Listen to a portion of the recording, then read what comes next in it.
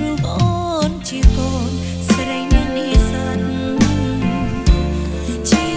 ផ្កាមិនស្អាតប្រឡំជាប់ក្លិនមកឆាបងស្គាល់ជាថៃបបកាចូលក្នុងចលសានេះហើយវាសនាអូផាណាភូបាក់ព្រា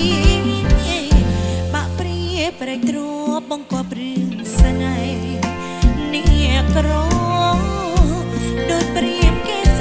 ត្រាប្តីយកទៅប្រ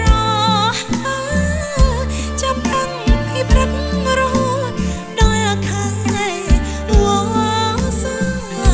ក៏ព្រោះស្នេហាបងខាយត្រាវល់វិញ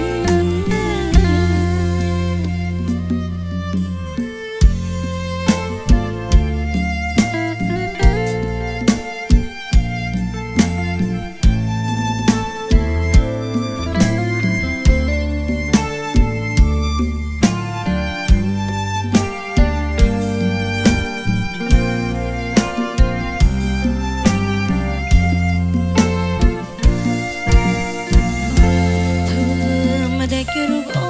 នជាកូនស្រីនាងនេះសិនជាផ្កាមិនស្អាតប្រឡំជាប់ក្លិនមកឆាប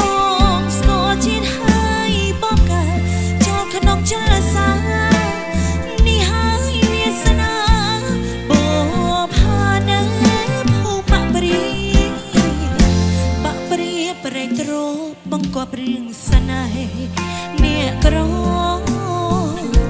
ដូចព្រាមគេសត្រាប្តី